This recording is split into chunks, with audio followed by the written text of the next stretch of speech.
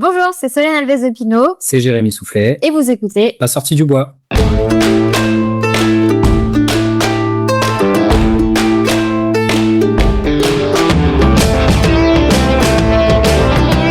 Entre elles, on se jase, entre elles, on se rencontre, entre elles, on existe.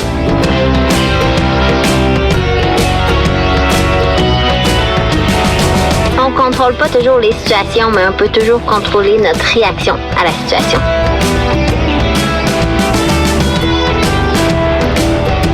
Si tu commences à te sentir bien courir un ultramarathon, fais-toi-en pas, ça va passer.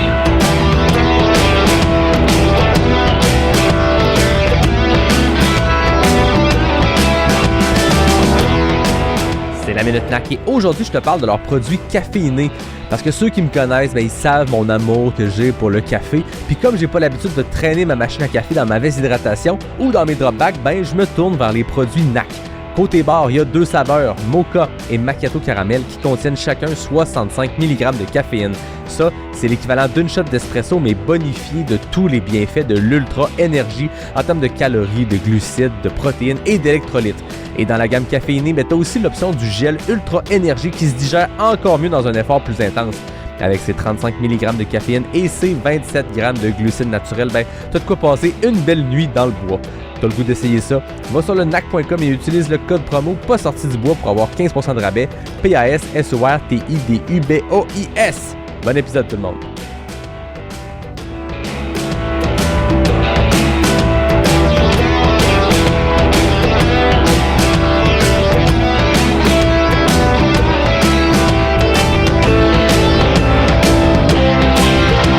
Ouais, on n'est pas sorti du bois, hein? Bonjour tout le monde, bienvenue à cet épisode numéro 265 de Pas sorti du bois. Et là, je suis content parce que c'est une tradition que j'ai eue les premières années de Pas sorti du bois. Dans le mois de février, tout près de la Saint-Valentin, je m'amusais à recevoir des couples. On s'entend, c'est pas un épisode thématique Saint-Valentin, mais j'ai toujours tenté d'accueillir des couples parce que je trouve ça sympathique, des couples de coureurs. Il y en a beaucoup dans la communauté. Puis l'an passé, pour une raison dont j'oublie, c'est pas arrivé. Puis là, cette année, on revient en force avec 2 invités, Solène Alves de Pinot et Jérémy Soufflet, en direct de la Martinique. Bienvenue à Pas sorti du bois. Merci à toi. Bienvenue à vous en Martinique. Je suppose que côté température, c'est un peu différent entre ce qu'on vit présentement au Québec. Il y a des vagues de froid, on parle de vortex polaire. Là, pour nous faire rêver, il fait combien présentement au mois de février en Martinique? Il fait 30 comme toute l'année. Là, cet après-midi, on est aux alentours des 30 degrés. Et plutôt sec. Il a beaucoup plu ces derniers temps, mais là, il fait beau aujourd'hui. J'adore. Fait que merci beaucoup d'être là au podcast. Ça va être intéressant de découvrir votre histoire parce que je crois, si je me trompe pas, vous êtes les premiers Martiniquais à venir à Pas sorti du bois. Donc c'est une grande première après 265 épisodes, mais vous avez une belle histoire d'amour avec le Québec. Vous êtes venu souvent courir ici, puis j'ai eu vent que ça allait se poursuivre. Donc je trouve ça hyper intéressant de jaser et de votre expérience de coureur, oui, en Martinique, mais aussi ce que vous avez vu avec vos yeux extérieurs en visitant le Québec, en découvrant cette communauté-là, ces événements-là.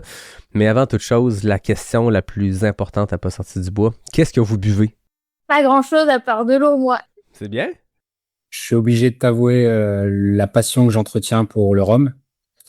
Dans la mesure où en Martinique, on a 100% de nos rhums qui sont des rhums agricoles. Donc de très très beaux produits qui sont protégés par une appellation d'origine contrôlée, les seuls au monde. Donc j'ai pas peur de dire que la capitale mondiale du rhum, c'est la Martinique. Et si tu viens en Martinique, t'es obligé de venir visiter quelques distilleries et goûter à notre patrimoine. J'adore. Moi, de mon côté, je suis allé moins dans l'exotisme du rhum martiniquais, mais je rappelle que j'ai des partenaires bière, mocktail, et aujourd'hui, c'est mon partenaire café qui m'offre ce bon café Charlevoix parce que il est encore tôt, puis ceux qui me connaissent savent que je bois du café matin, après-midi, quasiment le soir aussi. Donc, merci beaucoup d'être là. Cheers, santé, et on se lance dès maintenant, je pense, dans votre histoire parce que j'ai envie de vous découvrir. On se connaît peu, on a été mis en contact. Puis j'ai le goût que vous me parliez de votre histoire à vous, d'où vous venez, comment le sport est arrivé dans votre vie, comment vous vous êtes connus. Donc je sais pas qui veut lancer les hostilités. Alors, donc moi, je viens des Ardennes à la base, donc le nord de la France, d'une famille globalement de sportifs, même si c'est pas du haut niveau, mais le sport a toujours fait partie de l'éducation. Depuis que je suis toute petite, on devait faire une activité culturelle et une activité sportive à la maison. On suivait le sport à la télé, qu'on aime ou on n'aime pas. C'est pour ça que j'ai une culture des règles de quasiment tous les sports, parce qu'on a toujours regardé le sport à la télé. Et après, avec les études, c'est un peu été mis de côté, même si avec Jérém, on s'est rencontrés dans un stade de foot où on Ah ouais, supportait chacun une équipe. Et c'était il y a 17 ans maintenant. félicitations.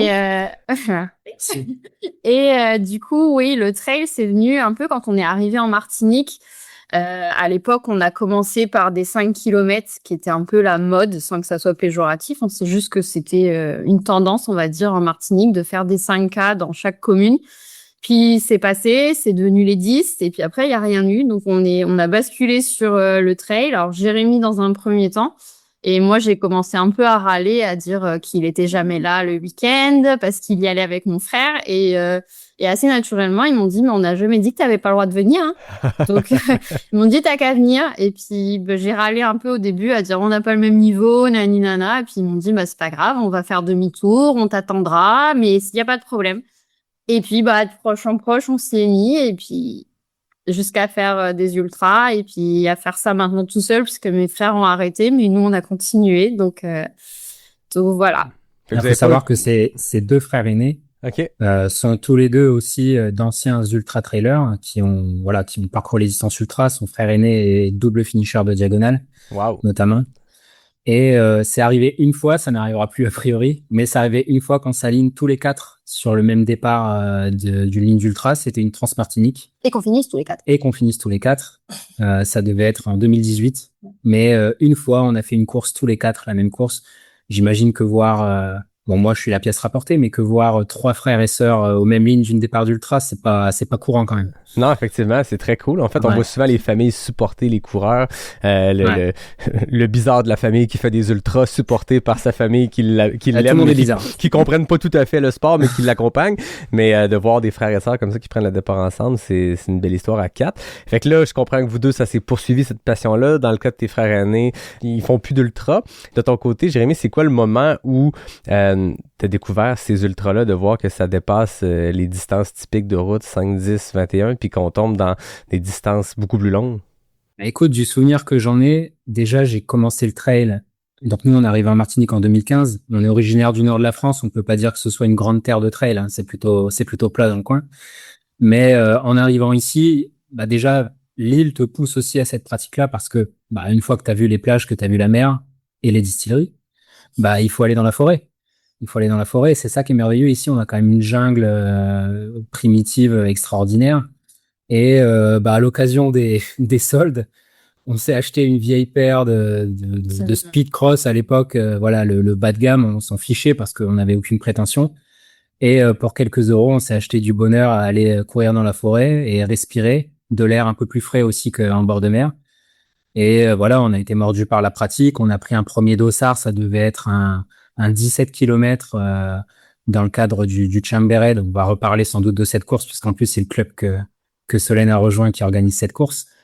Mais c'est la plus petite distance proposée lors d'un week-end d'ultra.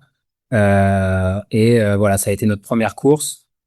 Puis, bon an, mal an, comme tous ceux qui se sont mis à la longue distance, on a fait progresser nos kilométrages de course en course, d'année en année, très progressivement, jusqu'à arriver sur notre première ligne d'ultra en mai 2018, où ça s'est conclu tous les deux par un abandon. Mais bon, il faut C'est comme ça qu'on apprendre, apprend. hein. C'est comme ça qu'on apprend. Voilà, c'est comme ça qu'on apprend.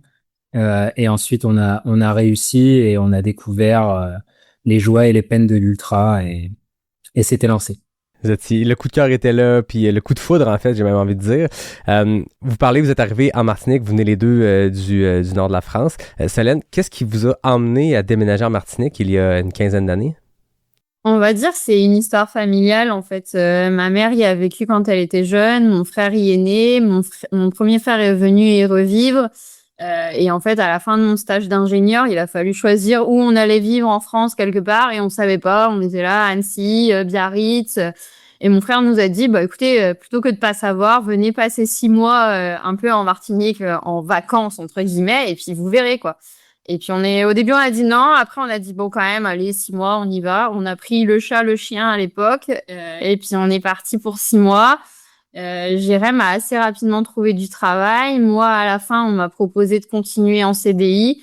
Donc, on a re-signé pour 6 mois et on faisait le point tous les 6 mois jusqu'au jour où on a oublié de faire le point.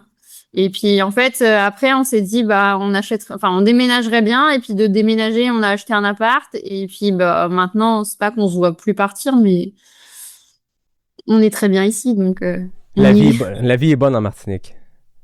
Il y a comme partout, c'est ni idyllique ni parfait, mais à partir du moment où les plus sont largement compensent très largement les moins et que bah comme on dit tous les week-ends on est en vacances en fait. Nous on se pose pas la question de comment on s'habille le matin, de est-ce qu'il va faire beau demain, est-ce que j'ai tant ma lessive dehors, non donc c'est quand même un cadre de vie très sympa, ça nous convient en tout cas. Oui, je comprends. Il y a quelque chose avec ces îles-là, ces îles françaises, quand on pense à la Guadeloupe, à la Martinique, à la Réunion, puis même si on sort même du territoire français, mais les îles comme les Açores, Madère, où il y a ces communautés-là très axées sur le plein air, des îles magnifiques qui se traversent, où il y a des événements forts quand on pense à la Trans-Martinique, l'Ultra Trace de Guadeloupe, le Grand Raid de la Réunion, bien sûr, Madère-Haleine. C'est toutes des îles où je vois cette similarité-là. Les décors sont différents, les cultures, les peuples sont différents, mais il y a quelque chose par rapport au plein air dans ces endroits où tu as une proximité tout près entre la plage et les montagnes. Dans votre cas, parlez-moi de la culture du trail en Martinique. J'y connais rien, mis à part les quelques événements dont on entend parler parce qu'on a eu des Québécois qui y vont, des athlètes élites internationaux. Parlez-moi de cette communauté-là au sein de l'île de Martinique. Ben, je trouve que c'est très développé par rapport, on va dire, à la taille de l'île. On n'est que 360 000 habitants. Donc, c'est une petite communauté. Mais il y a une bonne dizaine de clubs de trail, je pense. On a un calendrier des courses annuelles. D'ailleurs, le Québec a ça aussi. On appelle ça le Martinique Trail Tour. OK. Avec des courses presque mensuelles, voire même à certains moments, il y en a. Bah là, en janvier, c'était quasiment toutes les semaines sur les week-ends. Toutes les semaines, tu as un événement ouais. de différents organisateurs sur différents endroits de l'île. Ça donne lieu à un classement annuel entre les longues distances, les moyennes distances. Les challenges, ça a changé. Oui, mais bon, c'est le même principe. C'est le même principe où on consacre un champion, une championne, mais beaucoup d'organisations, beaucoup de manifestations de plus en plus, avec de plus en plus de distances intermédiaires. Même si pour ce qui est des ultras, ça reste 2. On a 2 ultras dans l'année. Le Chambéry le premier week-end de mai, la Trans-Martinique le premier week-end de décembre, un 100 km et un 140 km, qui sont les moments phares de l'année ici. Puis c'est les événements justement qui attirent les gens à faire de la longue distance, mais le reste de l'année, vous avez amplement de terrain de jeu, je comprends, mais également d'événements peut-être avec des distances qu'on peut faire en mode préparatoire pour ceux et celles qui aspirent à plus long, puis juste pour faire bouger les gens, peu importe les distances. Oui. Tantôt, tu disais, Jérémy, que Solène, t'es dans un club de course. Est-ce que c'est beaucoup les clubs qui vont organiser les événements? Oui, nous, c'est quasiment que ça. Alors, c'est soit des clubs, soit des assos qui sont pas forcément des assos de trail.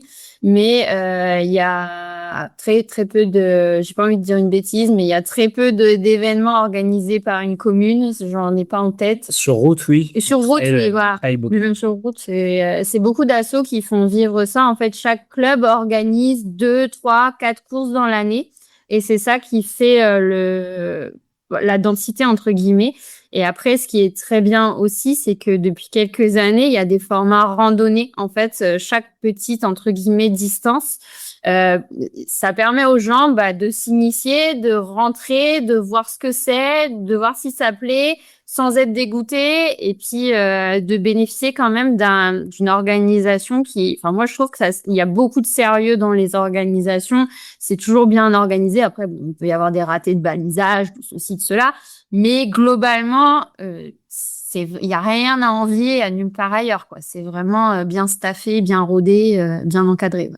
Mais c'est une formule, je pense, qui est beaucoup plus présente en France que si on compare au Québec, où c'est des clubs de course qui vont organiser des événements, dans le sens où ici au Québec, c'est beaucoup des organisations, des gens qui se mettent ensemble, mais c'est pas nécessairement lié à un club de course. On connaît au Québec probablement le plus grand club de trail qu'on a, c'est le club de trail de Bromont, qui ont des liens avec le Bromont Ultra, qui ont la fondatrice du club est aussi l'une des fondatrices du Bromont Ultra, mais à moins que je dise une bêtise, je m'en excuse, mais c'est pas le club de trail de Bromont qui est l'organisateur du Bromont Ultra. C'est des gens qui y participent, c'est des gens qui vont collaborer, mais c'est pas littéralement le club qui est le comité organisateur. Mais en France, j'ai beaucoup vu ça, au-delà des grandes courses, des UTMB de ce monde, c'est beaucoup le club local qui connaît bien les sentiers, qui met sur pied un événement, c'est un groupe de bénévoles qui va travailler ensemble. Donc ça donne un côté très proche de la communauté, parce que nécessairement, si le club connaît tout le monde dans le coin, tous les coureurs, ben c'est ces coureurs-là qui reviennent à l'événement. Il y a un sentiment très familial.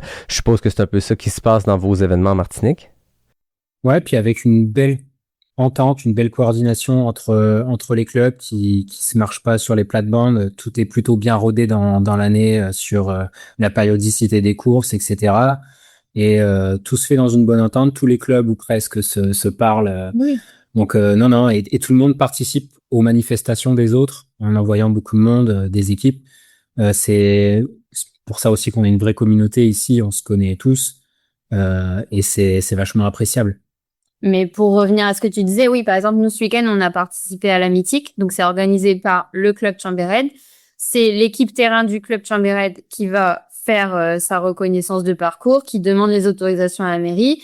Et c'est les bénévoles, mais beaucoup de trailers ou de coureurs en tout cas, on a fait les dossards, on a fait la remise des dossards, et après tu as des petites assos qui viennent se greffer, souvent les assos des villages qu'on traverse, etc., qui viennent se greffer pour tenir un ravitaillement, pour mettre de l'ambiance à l'arrivée, tout ça. Mais c'est vraiment très soudé, puisque par exemple, en tant que athlète d'un club, si tu cours pas la course d'un autre club, tu vas leur dire, si tu veux, je peux venir pour t'aider au balisage, au débalisage, serre-fil, enfin, donc c'est vraiment très, ça fait un peu comme une bulle, mais au final, la bulle est très large et très ouverte, donc, Un bel esprit de communauté. Oui, ouais. Très. Je sais pas si c'est le cas en Martinique. Nous, au Québec, je dirais dans les derniers 4-5 ans, tout ce qui a suivi la pandémie, il y a eu une explosion de la popularité du trail. On a vu de plus en plus d'événements arriver, de plus en plus de coureurs nécessairement.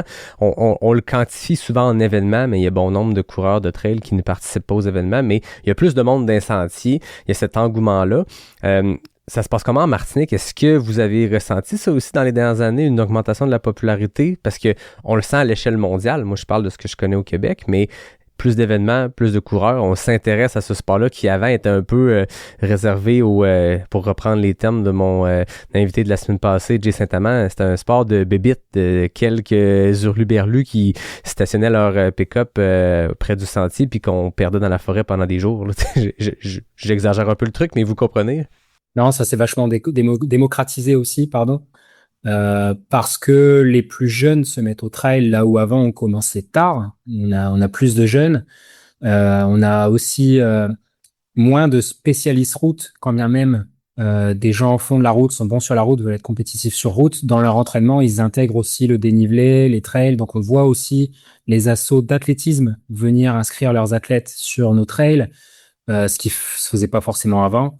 Et nous aussi, le nombre de manifestations ou le nombre de parcours par manifestation a beaucoup gonflé, mais c'est pour répondre à une demande qui est là. S'ils font plein à chaque fois, c'est parce qu'il y a la demande. Et ça, pour le coup, je sais qu'au Québec, c'est pareil. Et nous, oui, comme tu dis, après la pandémie, ça a vraiment explosé. Je pense que les gens, ils ont eu besoin de prendre l'air pendant qu'ils étaient confinés. Nous, c'est pendant cette période-là aussi qu'on s'est décidé à venir courir au Québec, par exemple. Ouais. Puis, c'est quand on était sur le biking dans l'appartement à pédaler en étant confiné qu'un beau jour j'ai dit à Solène en regardant une vidéo de l'Ultra Arikana à l'époque, il faut qu'on y aille, j'ai envie qu'on fasse ça, et on s'est promis qu'on partirait. On est resté bloqué sur notre île pendant un peu plus de 2 ans, donc dès qu'on a eu le droit de nouveau sortir, ça a été pour l'Ultra Arikana en 2022 au final, et on a pris cette décision là confiné. Puis vous êtes venu au Québec chaque année depuis. Je voyais que vous êtes aussi allé faire des courses sur le territoire français. Donc, est-ce que pré-pandémie, vous étiez sorti de la Martinique pour aller faire des événements ailleurs, ou ça a comme commencé par après 2 ans de confinement? Non, ça a vraiment commencé après parce que Ce goût d'aller explorer d'autres sentiers ailleurs. Ouais, en fait, ça a été un peu un package. C'est que déjà, bon, enfin, c'est pas qu'on avait fait le tour, mais comme on a que 2 ultras et que il y a quand même des traces en commun sur les deux, et puis c'est quand même des traces qui sont mythiques, hein, c'est pas donc forcément on passe par là entre guillemets. Et on en avait un peu ras-le-bol. Et c'est vrai qu'avec le confinement, on s'est entraîné. Et une semaine avant l'ultra, on a appris que c'était annulé. Et en fait, là, ça nous a foutu, parce que même si tu le savais, tu t'en doutais, mais que c'était pas dit. Donc, il y avait un genre de petit déni qui s'était installé. Donc, on continuait, on faisait des tours de résidence, on faisait des montées d'escalier. Les flics, ils nous regardaient, parce qu'en plus, nous, on habite juste au-dessus de la gendarmerie. Donc, ils nous voyaient passer 1 fois, 2 fois, 3 fois. La 4e fois, ils nous disaient, non, mais rentrez chez vous, c'est la même autorisation, vous êtes en train de se foutre de nous. Donc, c'était un peu compliqué. On a un appel, là, on vous voit passer sans arrêt, il y a quelque chose qui est louche, là, vous faites des activités illicites, on va devoir vous arrêter. Donc, du coup, Jérém, il m'a dit, c'est bon, j'en ai marre. Et je lui ai dit, mais ok, mais on fait quoi? On va où? Et puis, tu sais, ça fait quand même un peu peur de partir pour courir quelque part. Tu connais pas les sentiers, ça demande quand même une logistique, ça demande une organisation. Quand on va courir en France, on a toujours nos parents qui sont là, donc il y a quand même un crew qui est derrière au cas où. Là, quand on part, il y a même pas d'assistance, on est tout seul, on court tous les deux. Et donc c'était un peu tendax au début d'organiser ça, et puis là vraiment il en a eu marre pendant le confinement et après il m'a vendu la Ricana, donc c'était parti, mais non, c'est vraiment après, enfin la Ricana c'est la première qu'on ait faite de toute façon. Ouais. À l'extérieur. Ouais. Avant qu'on entre dans ces voyages-là au Québec, il y avait un dernier sujet que j'étais sur le point de vous parler, puis là vous êtes venu à parler d'Aricana, puis là tout de suite on avait le goût de parler de ces expériences-là, mais vous avez progressé assez rapidement dans les distances. Si je voyais dans les résultats qui sont disponibles sur les sites, les palmarès, rapidement on est passé du 50 km à du 100 et du 100 miles. Vous avez chacun complété 6 ou 700 000 de ce que je pouvais voir qui existait comme résultat. Vous en avez fait ensemble, vous avez fait les mêmes événements, mais à des vitesses différentes, d'autres ensemble. Comment s'est passée cette progression-là de distance vers du très, très long? Sans vraiment réflexion sur le sujet, on avait la curiosité de pousser plus loin à chaque fois, de passer le mur du 50e, le mur du 80e, voir ce dont on était capable. Mais si l'un des deux, je pense, n'avait pas eu le goût de ce défi-là, peut-être que l'autre n'y serait pas allé non plus. C'est parce qu'on a eu tous les deux faim de la même façon qu'on est allé voir ce qui se passait au-delà de 100 km, de 150 km. Et puis, peut-être aussi, la Transmartinique, c'est vraiment mythique pour quiconque vient commencer le trail en Martinique. Et forcément, quand tu entends les récits des gens qui l'ont fait ou que tu entends parler de la course, et puis cette trace du nord au sud, l'idée de traverser ton île à pied, c'est quand même super inspirant. Et on doit le mentionner aussi, on a été assez inspiré. On a un vidéaste français de trail qui est très très connu de la communauté française de trail, qui s'appelle Zinzin Reporter, que peut-être tu connais toi aussi, Denis Claire. Oui. Qu'on a eu le bonheur de rencontrer d'ailleurs en Martinique il y a 2 ans. Voilà, on est vite aussi tombé accro de ces vidéos et le voir, plus que le voir, tu ressens presque. Lui, il a une façon de filmer le trail qui est superbe, immersive. Et ouais, il nous a donné envie. Ça nous a aussi beaucoup inspiré, comme beaucoup de trailers français de notre génération. C'est un peu tous notre papa du trail. C'est lui qui nous y a mis à l'ultra. Et qui nous donne aussi envie de dire, allez, moi aussi, je veux vivre cette aventure, moi aussi, je veux passer des heures dehors. Et ça s'est fait comme ça. Il faut toujours des inspirations extérieures aussi pour... Ben oui. Mais je pense que c'est un sport où maintenant il y a beaucoup de documentation qui est faite, de films, de mini-films, de documentaires, d'images, mais Zinzin Reporter, c'était un des premiers à une époque, tantôt on parlait de l'espèce d'explosion de popularité autour des années 2020-2021. Lui, c'était avant ça, puis il a fait partie de ceux qui ont été des pionniers d'amener des images du sentier. Tu sais, aujourd'hui, c'est con, là, mais entre 2025 et 2018, il y a un monde de différence. J'ai dit 2025, on est même rendu à 2026, mais nos iPhones drones ou nos téléphones sont devenus des caméras plus puissantes que les premières GoPro, avec des stabilisateurs et tout ce que tu veux. Fait que maintenant, c'est à la portée d'à peu près tout le monde qui a des bonnes idées, qui veut documenter un peu ce qu'il vit, mais on remonte il y a quelques années, c'était pas accessible de la même façon. Puis après ça, il y a le talent de prendre les images, il y a le talent de les monter, de les raconter. Puis ceux qui connaissent pas Zinzin Reporter, ça s'écrit comme ça se dit, là, Z-I-N. Allez voir ce qu'il fait comme contenu. Il y a un storytelling qui est extrêmement intéressant. Il y a une façon de faire les choses un peu décalée à sa façon, à sa couleur. Il est venu au Québec. Est-ce que c'est son film au Québec qui t'a donné le goût? Jérémy, tu disais tantôt que les premières images que tu as partagées à Solène étaient liées à l'Ultra Trail Arikana. C'était lié avec ce que Zinzin avait fait? Exactement, ouais, la vidéo de Zinzin à l'Ultra Arikana qu'il avait abandonné d'ailleurs, il s'est arrêté au Coyote. Ouais. Et Simon aussi, Simon Duguay, un autre vidéaste français. Ah oui. Et Zinzin a fait aussi les Chic Chocs. Il est venu 2 fois. Donc voilà, c'est vrai que ces films nous ont beaucoup inspiré. Le fait de dire le Québec, quand on s'est dit il faut qu'on aille courir à l'extérieur, c'est pas totalement un hasard. Bon, moi, depuis tout petit, j'ai toujours été un peu fasciné par l'Amérique du Nord, mais en effet, voir ces sentiers-là, ce qu'il en racontait, et les gens qu'il y avait aussi dans la vidéo, tout comme aussi on peut citer Vicky et Guy Boisclair. et Guy Boisclair, hein, qui est venu courir la Transmartinique en même temps que Zinzin dans son film sur la Transmartinique en 2016. Voilà, entendre parler de trail ces gens-là, voir comment ils le vivent. Je dis ces gens-là, je parle des Québécois évidemment. Ça m'a beaucoup touché et inspiré pour venir voir ce qui se passait de votre côté. Et dès la première expérience, on a été conquis, quoi. Clairement, parce que vous êtes revenu chaque année depuis 2022. Chaque année. Je serais curieux de savoir, avant qu'on entre vraiment dans ces voyages-là de trail au Québec, c'était quoi l'idée que vous faisiez du Québec avant d'y aller? Même avant, tu disais, depuis que t'es tout jeune, il y a une fascination pour l'Amérique du Nord. C'est quoi l'image qu'on se fait maintenant que vous connaissez la réalité d'avoir mis les pieds ici puis d'avoir vu ce que c'est?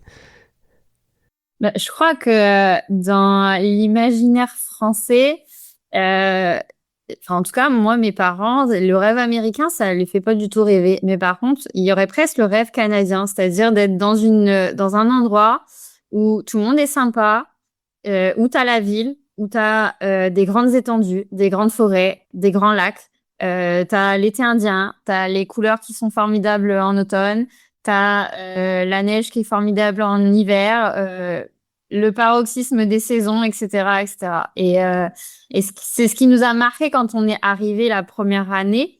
C'est qu'en fait, on s'est dit, bah, c'est comme tu te l'imagines. Enfin, c'est comme nous, on se l'imaginait. C'est-à-dire que ça a commencé à l'aéroport où pour une connerie, il y a eu un problème avec les bagages et tout le monde, enfin, en fait, on a eu notre réflexe de français à se dire, mais putain, mais c'est pas possible, mais qu'est-ce qu'ils font, mais qu'est-ce qu'on attend et tout.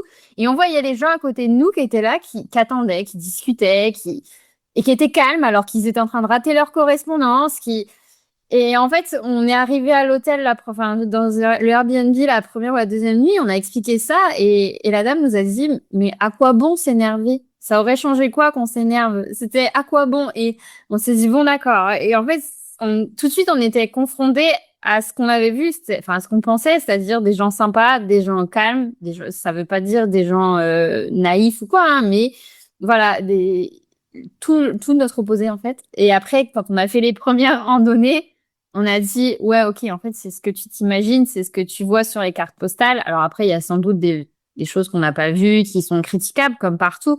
Mais ouais, ces montagnes, ces étendues de verdure, de lacs, de forêts, ouais, c'est vraiment l'image qu'on en avait. Puis après, il y a aussi eu des contacts avec les Québécois avant, parce que vous êtes aussi des voyageurs, un peuple de voyageurs. Et nous, on a une grande tradition chez nous des marchés de Noël, souvent. Et c'est très rare, quelle que soit la ville, quel que soit le marché, qu'il n'y ait pas un stand quelque part avec des Québécois qui avaient voyagé pour venir vendre les sirops d'érable ou ce genre de choses. Et nous, à chaque fois qu'on allait à ce genre de manifestation, moi, j'étais tout de suite attiré par aller discuter avec les Québécois, parce que il y a rien à faire. Je vous trouve super. Je vous trouve sympa. C'est comme ça. C'est comme bon. ça. J'adore. Pour ce premier voyage-là, pour venir faire le Trottel Arikana, vous êtes resté combien de temps au Québec? Qu'est-ce que vous avez fait comme parcours autour? C'était quoi le plan de match pour le voyage? Le premier qu'on a fait, alors ce qu'on nous a dit après qu'on appelait la boucle des Français, c'est on avait par Jacques-Cartier, lac Saint-Jean, et puis on est redescendu par le Saint-Laurent. Et donc on était resté, Et Montréal. Oui, Montréal, oui, bien, on atterrissait à Montréal. Et on avait fait, je crois, 3 semaines. Ouais, Ok. 22-23 jours. Voilà, et voilà. C'était consacré sur le Nord Saint-Laurent la première année, sur Charlevoix. Donc, la première fois que vous êtes venu, vous êtes aligné directement sur le 125 de l'Ultra Trail Arikana. Comment s'est passée cette première expérience-là ici, en termes, tu sais, vous disiez aussi dans les randonnées, avant ça, on va courir sûrement dans le bois et tout. Puis, ça a été quoi vos premiers constats par rapport aux sentiers que vous étiez habitués de connaître en Martinique? Difficile, mais d'une autre façon que nous. Vous, ce qui peut vous sembler parfois très gras ou très technique, je peux te donner pas mal d'endroits en Martinique où c'est 10 fois pire. Ah ouais, ok. Mais inversement, des fois, on va nous vendre quelque chose de roulant et pour nous, c'est pas roulant du tout. L'Ultra Arikana a la réputation, en tout cas à nous, ce qu'on nous en disait, c'est que c'était roulant. Ouais. Pas non, du tout, hein. Non, c'est pas roulant. mais ça, c'est de quoi que je tente de démystifier depuis longtemps avec le podcast, parce que je l'entends aussi, puis je l'ai fait le 125 à 2 reprises, j'ai fait à peu près toutes les distances, puis je comprends qu'on peut dire c'est plus roulant que certaines autres choses, ou je pense que le bon terme serait moins technique, parce que la technicité, Oui. c'est de 0 à 10, mettons. Ben, si les Chic-Chocs, c'est 10 sur 10, peut-être qu'Arikana, c'est 8 sur 10, mais Ouais, je suis d'accord. roulant, à mes yeux, c'est 2 sur 10 et moins, dans le sens où roulant, faut pouvoir, pour moi, dans ma tête, un sentier roulant, c'est un sentier qu'on va courir à la même vitesse que si on était sur l'asphalte, ou à peu près. Dans ce cas-ci, à Arikana, bon, il y a une descente de 4 km sur un chemin de VTT, puis ça s'arrête là, le roulant, on s'entend. Mais je peux comprendre quand on se fait dire ça va être roulant, vous êtes arrivé là, vous avez vu, ouais, finalement, pas tout à fait. Bah après, on s'est déjà pris une petite, alors pas douche froide, mais quand, en fait, on était à la Malbaie, c'est ça qu'on dormait, et en fait, la navette venait nous prendre. Et on était dans les derniers à monter dans la navette, et en fait, on commence à parler avec tout le monde. Et là, les gens nous disent, ah, mais vous venez à 2, et puis bon, on discute, et toi, tu l'as fait combien de fois? 4 fois, 5 fois? Et en fait, les gens autour de nous disaient, et puis nous, on était là, oh là là, mais c'est formidable et tout. Et en fait, après, ils nous disaient, mais j'ai jamais terminé, hein. Et on la regardait, on disait, comment ça, t'as jamais terminé? Et je pense que dans la petite navette qu'il y avait, s'il y avait 3 finishers, c'était le bout du monde, quoi. Et on s'est regardé, on a dit, mais attends, mais dans quoi on s'est embarqué là? Et à la fin, quand ils ont vu qu'on avait terminé tous les deux, tout le monde nous a dit, mais c'est exceptionnel d'être à 2, de venir une fois et de terminer à 2, parce que nous, on l'a pas fait, quoi. Et c'est vrai que, bon, après, on a compris le pourquoi du comment avec ces 2 portions de 17 km où tu vois personne. Ouais. Mais franchement, oui, non, c'était pas. Alors moi, pour la technique, je suis pas vraiment d'accord. Je trouve que c'est pas par rapport à ce qu'on voit. Je trouve que pour l'instant, le Québec est quand même en dessous, en tout cas, de ce qu'on vit en Martinique. Mais Ok. c'est également valable pour ce qu'on voit quand on va courir en hexagone et tout ça.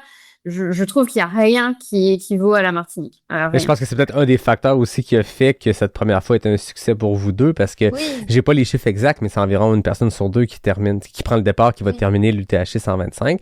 Je pense qu'une des choses qui explique ça, parce qu'en degré de difficulté, c'est pas la plus difficile dans ces distances-là au Québec. Je pense que Arikana est probablement l'une des 2 courses les plus connues au Québec, attire donc beaucoup de monde qui viennent se faire les dents sur cette première tentative, oui. ça. Fait que veux pas, ça va jouer. Si si les gens viennent faire leur premier 100 km sur n'importe quel autre événement, cet événement-là aussi va avoir un taux de finisher un peu plus bas, parce que, bon, on apprend à se faire les dents sur ces distances-là, mais vous aviez déjà une grosse expérience, vous aviez déjà fait des 100 miles à ce moment-là, donc vous saviez ce que ça voulait dire passer 30 heures dans le bois, fait que quand ça avance pas, quand c'est plus difficile, puis que c'est pas une question de technicité, mais que c'est une question de fatigue, douleur, ben, vous étiez en territoire connu, on s'entend, fait que ça a dû contribuer à votre succès, mais je suis 100% d'accord avec les gens qui vous l'ont dit, qu'un couple prenne le départ ensemble, puis passe 27 heures, 10 minutes ensemble, puis se rendre au bout ensemble, c'est vraiment exceptionnel, puis c'est le fun que vous ayez vécu ça. On a fini ensemble. On a fait ensemble. On Vous avait avez pris fini un départ ensemble. différé. Ouais, Ah on a pris ouais, un départ ok. différé. J'ai eu des difficultés après Station Marmotte. Ok, c'est drôle parce que je voyais que les 2 chronos étaient identiques et je me disais peut-être Ouais. qu'ils l'ont vraiment fait ensemble. Vous avez terminé ensemble, je comprends. J'ai Ouais. pris le temps d'avoir des bons soins podologiques à la Station Marmotte et j'avais eu la bonne surprise de la voir arriver, me reprendre peut-être une demi-heure plus tard. Et on a décidé de finir ensemble, tant mieux, parce que la fin, là, sur Montagne Noire, oui, c'est ça, c'est Montagne Noire. Ouais. C'est pas évident du tout, hein, de redescendre au Mont Grand Fond. Moi, j'arrivais plus à descendre. D'ailleurs, c'est souvent mon problème. Et ouais, j'étais content qu'on soit ensemble. Ça nous a fait une belle photo d'arrivée. J'étais content que ça se soit passé comme ça. Et on a eu beaucoup de réussite, surtout avec la température cette année-là, parce que c'était notre crainte, la nuit, etc. C'était-tu sous l'année latitude. 2022? C'était-tu l'année extrêmement chaude? Ouais. Oui. Ouais, donc ça aussi, vous étiez quand même habitué. L'extrêmement chaud du Québec, ça doit pas vous énerver beaucoup, là. On était en manche longue quand même. Ouais. C'est ça.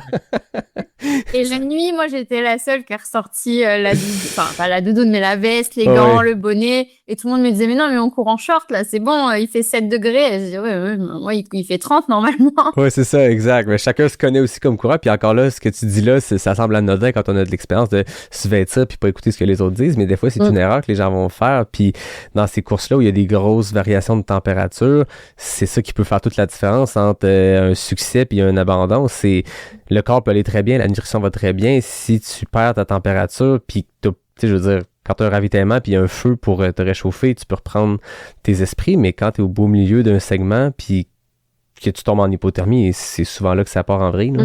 Bah, nous, on n'est pas habitués à ça, hein, parce que la différence ici entre la nuit noire et la journée, vraiment, ça peut être 6 ou 7 degrés. Tu vois, la nuit, ça va pas descendre en dessous des 25. Enfin, ça peut être dur aussi, hein. Ouais. Et la journée, aux alentours des 33, 34, selon où t'es. Ce qui fait que la variation, elle est pas folle.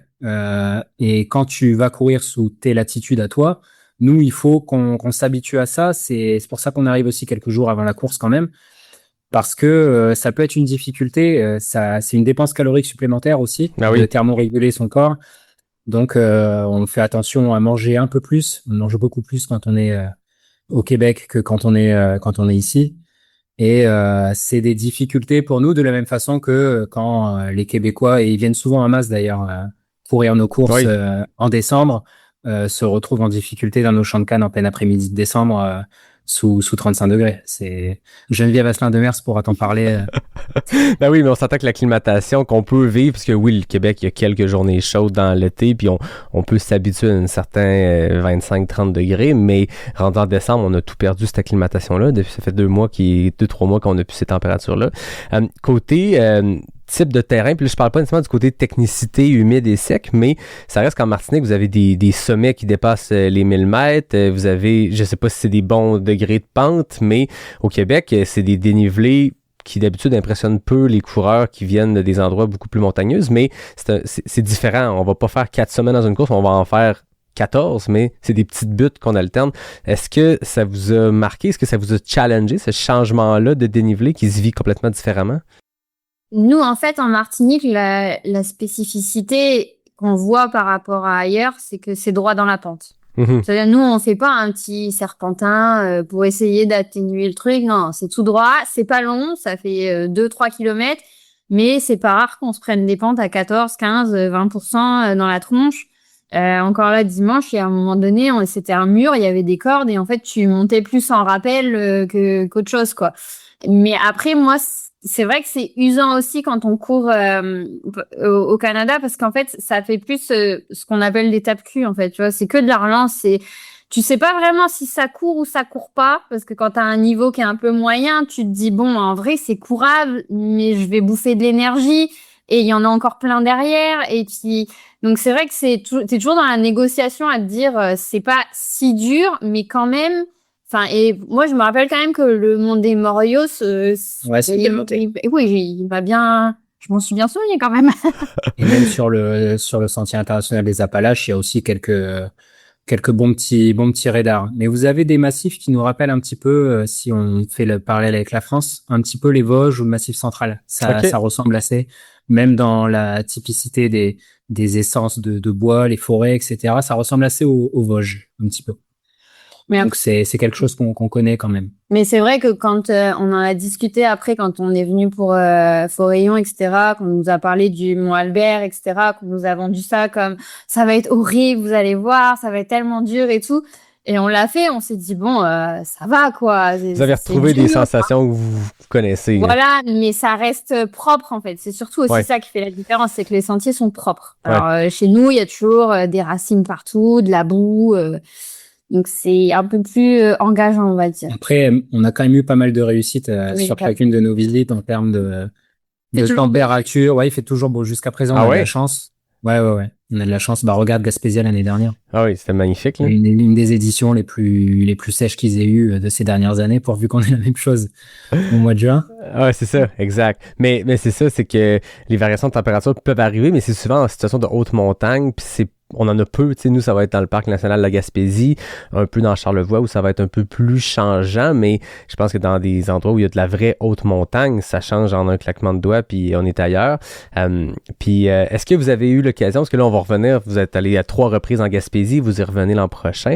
Vous avez fait le Forillon, l'Ultra Trail à 2 reprises, vous avez fait le Gaspésia une fois, vous avez parlé du Mont-Albert. Est-ce que vous êtes allé tester dans le secteur de la réserve faunique de Matane, qui est le début de l'Ultra Trail des Chic-Chocs, ou un passage du SIA qui est beaucoup plus sauvage parce que, vous avez raison, quand on parle du Mont-Albert, on est quand même sur un des sentiers les plus empruntés au Québec. C'est un sentier de parc national quand même relativement aménagé, mais je serais curieux d'entendre vos comparaisons quand on parle de la Martinique, où on disait justement que quand c'est pentu, on monte directement, puis c'est plus sauvage comme sentier, parce que dans la réserve faunique de Matane, on est plus dans ce niveau-là de sentier où peu d'êtres humains passent. Il y a plus de rignons que d'êtres humains qui passent par là.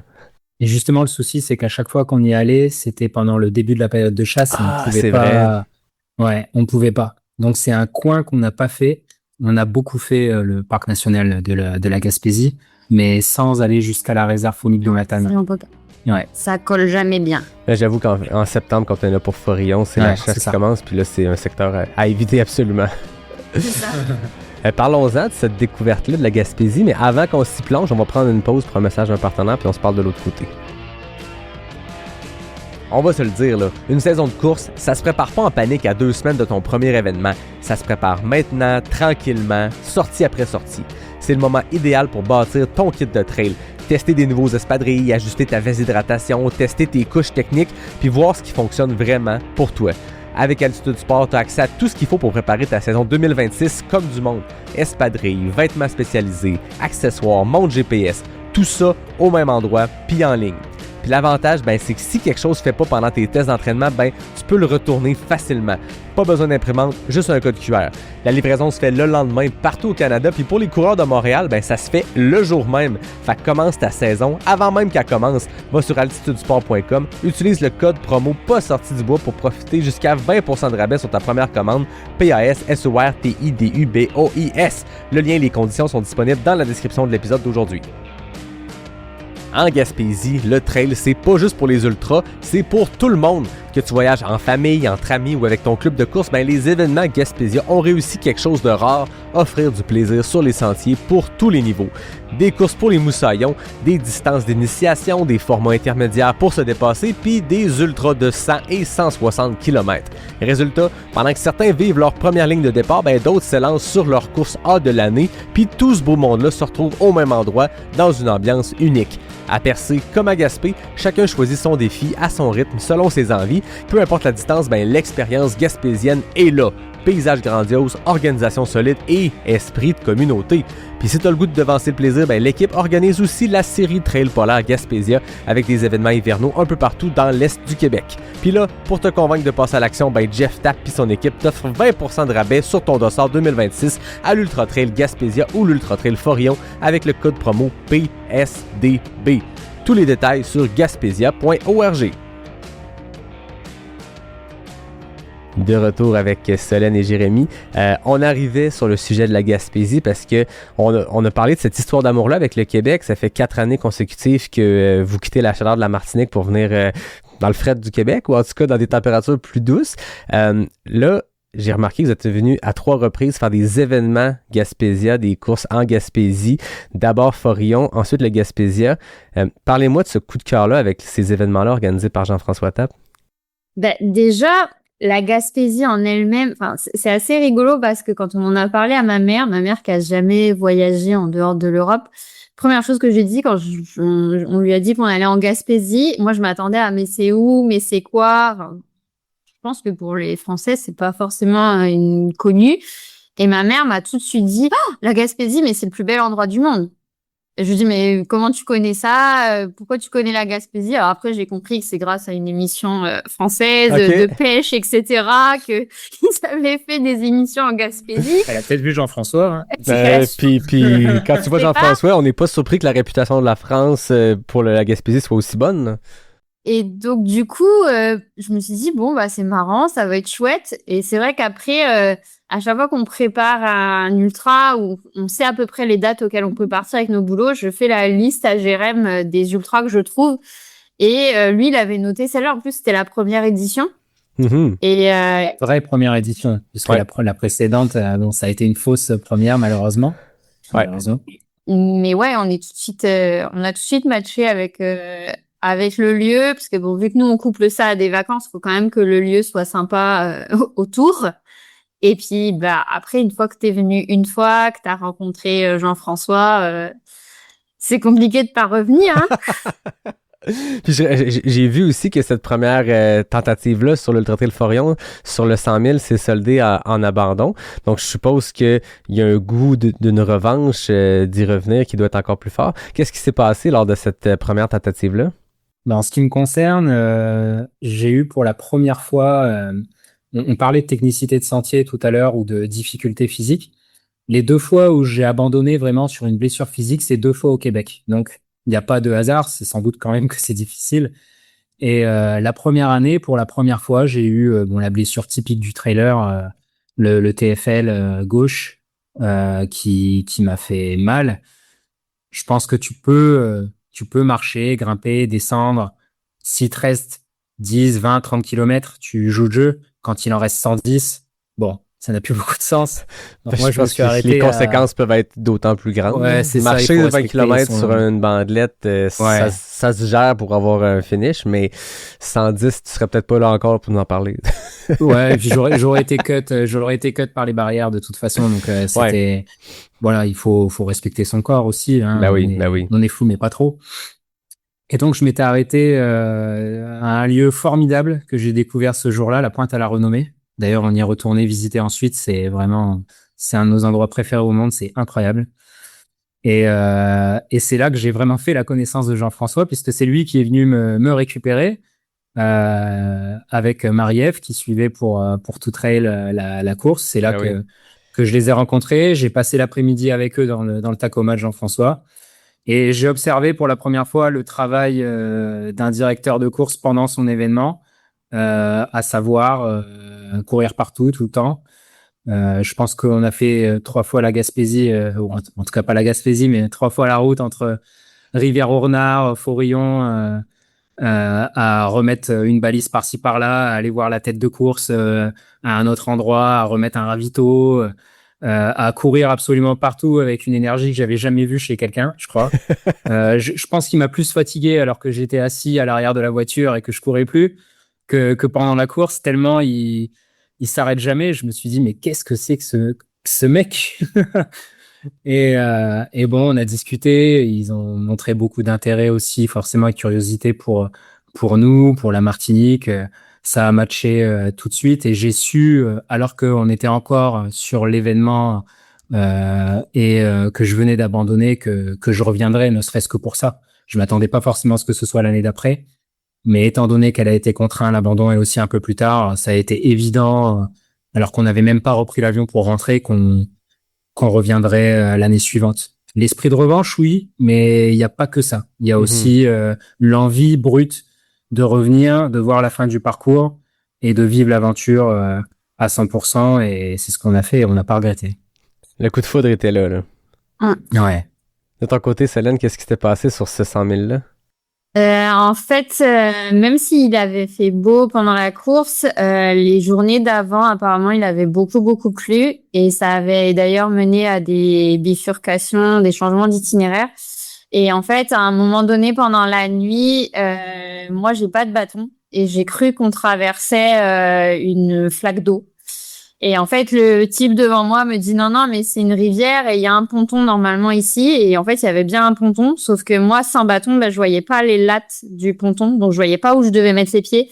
Et je marchais vraiment juste derrière lui. Il me donnait un coup pour me montrer où était la latte. Moi, je mettais le pied dessus et on avançait comme ça. Sauf qu'à un moment donné, il a avancé un peu plus vite. Moi, j'ai un peu perdu l'équilibre et j'ai mis le pied juste à côté. Et je suis tombée et j'ai eu de l'eau jusqu'à la poitrine, quoi. Donc, je suis sortie en furie. Mais il m'a dit, écoute, il y a 6 ou 7 bornes jusqu'au camping des Appalaches et tu pourras te changer là-bas. Sauf qu'en vrai, en 6 ou 7 kilomètres, c'est terminé pendant la nuit. Enfin, déjà, nous qui avons froid, j'avais l'impression que mon corps, il était gelé. Je suis arrivée là-bas, j'avais les cuisses qui étaient bleues tellement j'avais froid. Et je me rappellerai, il y avait le fils de Julie qui était là avec son mari, Bertom, c'est ça, Bertom, oui. Qui était là. Et en fait, il me ramenait du chocolat, il me ramenait des affaires sèches et tout. Il me disait, ça va aller, madame, ça va aller. Et moi, j'étais là, mais je peux pas, j'ai trop froid. Et en fait, j'ai vu que j'étais au 90e, mais j'utilisais trop d'énergie pour me réchauffer. Et de toute façon, ils sont venus avec Jean-François me rechercher le lendemain matin. J'étais encore en train de grelotter autour du feu. T'aurais pas réussi à reprendre ta chaleur. Voilà, j'étais en train de me cramer je me rappelle, le petit m'a dit, mais tes tibias. En fait, j'étais tellement dans le feu que j'avais les brûlures au tibia, tu vois, mais j'étais gelée, quoi. Wow. J'ai dit, non, c'est bon. Et puis bon, comme on dit, nous, on a les vacances derrière. Et je me rappelle quand j'ai croisé Jérémy et qu'il m'a dit, j'abandonne, je lui ai dit, mais t'es sûr, tu veux pas essayer? Et il m'a dit, mais imagine, derrière, je peux faire aucune randonnée des vacances parce que j'ai mal aux genoux. Non, je suis pas là pour foirer mes vacances, quoi. Est-ce que vous commenciez vos vacances à ce moment-là? Ouais. Ouais, je comprends. Donc, du coup, et puis, je pense que c'est aussi, ça nous a permis de relativiser le dépassement de soi versus être raisonnable quand même. Ouais. Mais encore là, je pense que c'est l'expérience qui parle parce que il y a des exceptions, il y a des blessures qui peuvent empêcher de continuer, mais dans la majorité des cas des abandons, l'athlète, froidement, sans se mettre dans la peau de la personne, aurait pu continuer. T'sais. Mais après ça, c'est de voir, ça nous tente-tu vraiment? T'sais, on fait ça parce que c'est un sport qu'on aime, c'est un sport qu'on aime être dans le centre, on aime bouger à un certain rythme. Est-ce qu'on est confiné à avancer au pas de marche parce qu'on est blessé? Ça se termine théoriquement, mais est-ce que ça nous tente de le faire? Puis c'est pareil dans ton cas, je veux dire, plusieurs heures après, tu grelottais encore. T'aurais pu être en train de courir, mais t'aurais jamais repris ta chaleur, puis ça aurait pu mener à des problèmes plus graves. Fait que faut apprendre à trouver le juste milieu entre persévérer, serrer les dents. C'est un sport qui est difficile, puis il n'y a pas de 100 km ou de 100 000 qui va être facile, qui va se terminer en claquant des doigts, les doigts dans le nez, comme on dit, mais il y a une différence entre avoir mal puis être blessé ou se mettre dans une situation qui pourrait être dommageable sur le moyen long terme. Là. C'est ça. C'est le juste milieu, et puis après, je pense aussi que, on avait déjà quand même un certain nombre de 100 km et de 150, et c'est pas que t'as rien à prouver, mais au début, c'est vrai que t'y vas même en serrant les dents, parce que t'as envie de passer la ligne d'arrivée, t'as envie de faire 100 bornes. Et en fait, ce jour-là, j'ai beaucoup pleuré quand même, mais en vrai, je me suis dit à l'instant T, et je dirais aussi, c'était la bonne décision au bon moment dans ce contexte-là. Point. Moi, c'est pire que ça, j'avais décidé d'arrêter. Oui. Je savais quelques kilomètres avant, de toute façon, que j'allais m'arrêter. C'était la seule décision à prendre. Faut être réaliste. Des fois, c'est juste pas le jour. Tu te prépares correctement, 12, 15 semaines, tu fais une belle prépa, tu t'es en forme. Mais ce jour-là, ça passe pas parce que c'est l'histoire de ta course, c'est comme ça.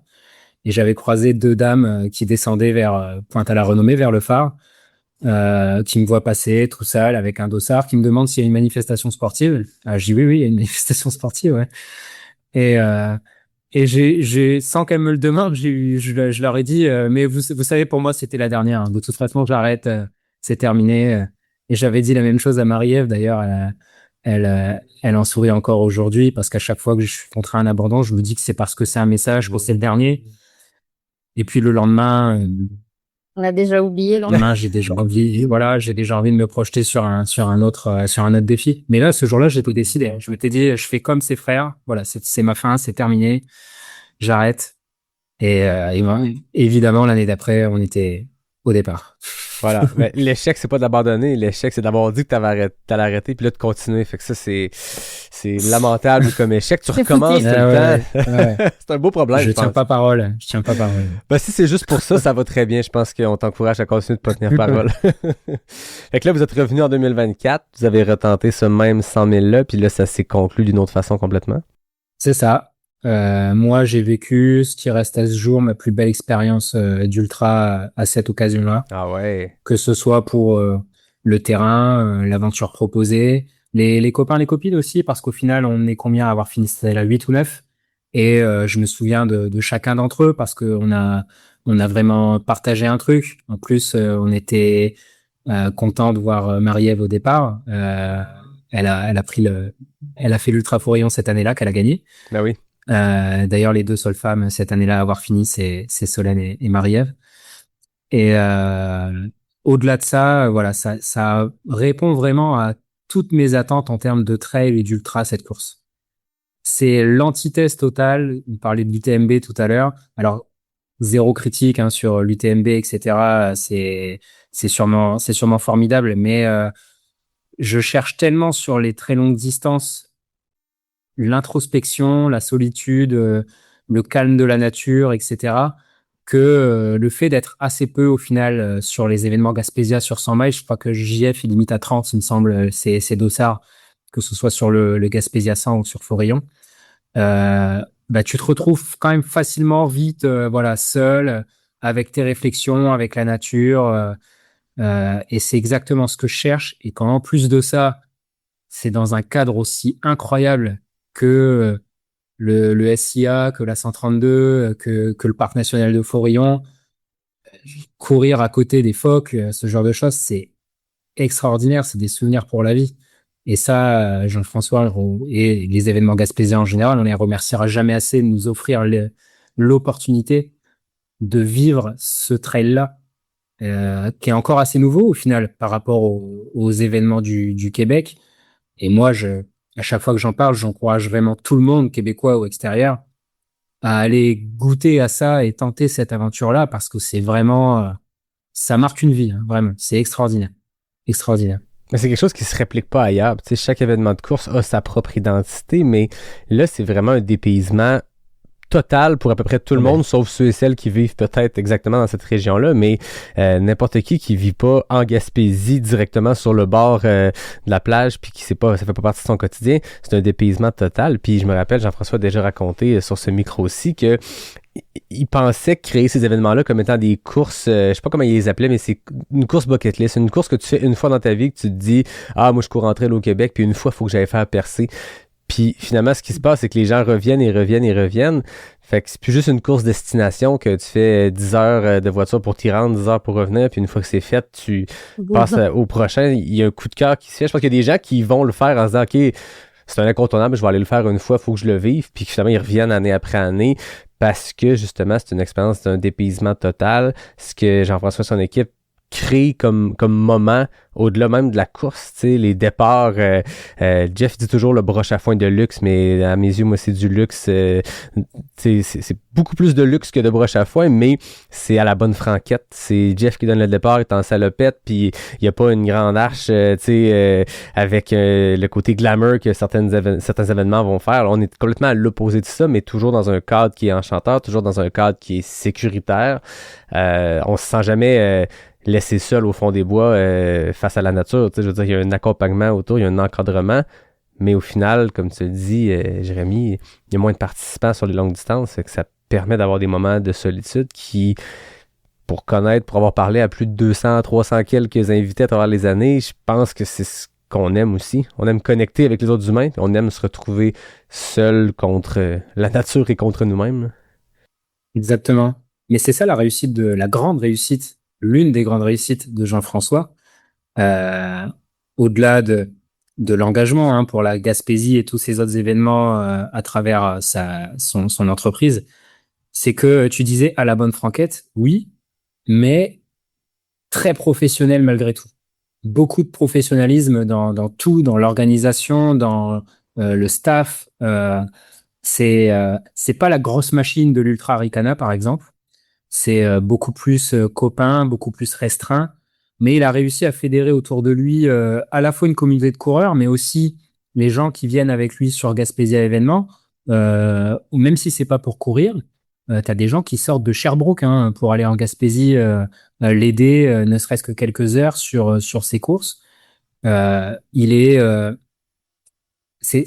est très professionnel, tout est très bien pensé pour faire vivre à l'athlète une aventure et lui donner justement ce sentiment de trail authentique. Ouais. Authentique. Mais sans rien laisser au hasard, parce que tu sais, si on prend l'exemple de l'aspect sécurité, l'équipe en place qui s'occupe de la sécurité aux événements Gaspésia est la même qui s'occupe de la sécurité à l'Ultra Trail des Chic-Chocs, puis c'est une équipe extrêmement compétente, puis on l'a vu dans des situations qui sont arrivées qui étaient hors du contrôle des organisations ou des équipes sécurité, mais il y a des blessures qui arrivent, on est en haute montagne, en milieu reculé, puis c'est des équipes qui savent comment gérer ça. Donc, comme coureur, tu te sens en sécurité, puis je pense que les événements Gaspésia, l'Ultra Trail des Chic-Chocs, ces courses-là en milieu plus reculé des grands centres réussissent à amener des équipes de sécurité d'exception, des gens qui sont habitués à ces conditions-là, ce qui fait que, oui, bon, c'est à la bonne franquette, puis c'est familial, puis c'est communautaire, puis c'est du gros plaisir, le trail, mais en aucun moment, tu te dis, aujourd'hui, si je me casse la jambe ici, je suis en danger. Non, tout est en place pour que les gens puissent être rescapés s'il se passe quoi que ce soit, mais je trouve que c'est un aspect important parce que on aime faire des courses organisées pour l'encadrement qu'on a, parce qu'on pourrait aussi se tracer un 100 km sur une carte puis aller le faire en solo, mais l'attrait d'une course, c'est connecter avec d'autres, c'est d'avoir des ravitaillements aussi pour partir un peu plus léger, mais c'est d'avoir aussi un aspect sécurité autour de nous, puis je pense qu'on le vit pleinement en Gaspésie. Toi, Célène, cette deuxième tentative-là sur Forillon, comment ça s'est passé? C'était un peu étrange parce que donc il y a eu l'abandon à Forillon l'année d'avant. Ensuite, on a terminé à 125 dans le nord de la France, mais qui était horrible, moche, enfin pas voilà. Moi, j'ai mal au... Non, mais c'est vrai. C'est la plus moche course qu'on ait fait. Je suis navrée pour l'organisation parce que là, pour le coup, nickel aussi l'organisation. Il y a rien à dire, des amours et tout, mais ils y sont pour rien. C'était laid. Il arrêtait pas de pleuvoir, j'avais mal aux genoux, de toute façon j'arrêtais pas de chialer, je l'ai rattrapé pareil au 90, je sais pas quoi, et j'ai passé les 30 derniers à chialer, à dire allez l'arrivée elle est au bout de la ligne droite, mais pas du tout, il faut encore tourner, et je chialais tout le temps, et en fait je suis arrivée à Forillon en me disant j'arrête, c'est terminé, on est inscrit et c'est bon, j'arrête. Et en fait, ça a été aussi le déclic pour, grâce au Club Chamberlain, me faire accompagner mentalement au niveau d'une prépa mentale et me rendre compte que j'étais loin d'être la seule à avoir ce sentiment-là de pourquoi je fais ça, pourquoi finalement je suis pas contente d'être là, pourquoi même si je termine, je suis pas contente. Et à Forillon, en fait, ça a été la bascule entre j'ai pas envie d'être là, j'ai envie d'arrêter. Et en même temps, je me disais, tant que j'ai pas rattrapé Jérém, je m'arrête pas. Parce que sinon, de toute façon, je suis bloquée. C'est lui qui a les clés de la voiture, donc ça sert à rien. Il faut que je le rattrape. Et puis, j'allais de ravito en ravito en me disant, avec un peu de chance, peut-être qu'il va abandonner lui aussi. Et du coup, je pourrais abandonner. Et puis, je le vois à Portage. Il me dit, non, ça va. Je le vois. Et puis, au final, on s'est vu à 3 km de l'arrivée lors de l'aller-retour au bout du monde, là. Et en fait, j'étais là à me dire, mais t'es dans le plus bel endroit du monde, parce que faire les plages de galets qui sont horribles, on est d'accord, mais avec les petits phoques qui sortent leur tête tous les 5 mètres pour avancer avec toi, je trouvais ça tellement mignon. Les gens dans leur jardin, pareil, les gens au bord de la route, enfin. Et je me disais, t'es entouré de gens sympas, j'arrive au camping des Appalaches, les gens m'ont reconnu par rapport à l'année d'avant. Et la dame, elle était tellement contente que cette année, je reparte, que je termine. Elle me prenait dans ses bras. Enfin, je me disais, mais t'as pas le droit de pas être contente d'être là. C'est génial ce que t'es en train de faire. T'as mal nulle part. Et j'étais beaucoup aussi avec Kevin et tout. On avançait. Il me disait, mais c'est bien là, on est bien. C'est beau, t'as vu, il fait beau. Et lui, il était hyper optimiste et tout. Et moi, je me disais, putain, faut pas que je parle parce que je vais plomber l'ambiance. Et puis bon, au final, on est arrivé. Bon, en plus, il y a la 2e place derrière Marie-Ève, donc j'étais super contente. Et en même temps, je me disais, je suis pas contente d'être là, quoi. Enfin, j'en ai rien à faire, j'ai plus envie de le faire. Et bon, donc il y a eu cette ambivalence de le moment est formidable, mais dans la tête, ça n'allait pas du tout, quoi. Puis comment on se relève de ça? Parce qu'il y a eu d'autres courses par après. Est-ce que tu as retrouvé ce goût-là d'avoir du plaisir dans les sentiers? En fait, j'ai beaucoup subi. J'ai fait parce qu'il fallait faire, voilà, et en me disant ça va revenir. Et un jour, le club a organisé un atelier prépa mentale, donc avec une dame spécialisée là-dedans et un des champions martiniquais, Monsieur Abator. Et les deux nous ont parlé. On était un tout petit groupe, on avait dû être 4 à répondre à l'appel. Et en fait, je me suis rendu compte que j'étais pas la seule. Quand j'ai commencé à en parler, les langues se sont un peu déliées et notamment un de nos amis qui est aussi au club m'a dit mais c'est marrant que tu dis ça, moi j'ai vécu pareil, j'ai gagné la course et pourtant j'avais qu'une envie, c'était de chialer et de pas être là en fait. Et je comprenais pas, tout le monde était plus heureux que moi, enfin et du coup on en a beaucoup parlé sur cette pression, sur de où ça venait, est-ce que c'était la peur de décevoir, la peur de se décevoir, la peur de la comparaison?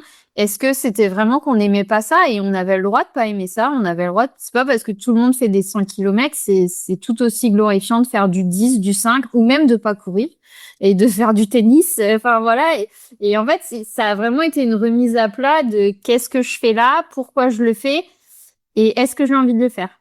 Mhm. Et puis apprendre à poser des objectifs, à faire ta petite carte mémoire de préparation mentale avant la course pour dire bah ok mon objectif c'est juste ça. C'est pas de finir parce que l'objectif premier d'une course c'est de terminer donc ça peut pas être un objectif. Mais par contre ça peut être d'être sous les 5 heures, de pas marcher dans telle côte, de réussir à tenir telle vitesse. Enfin voilà.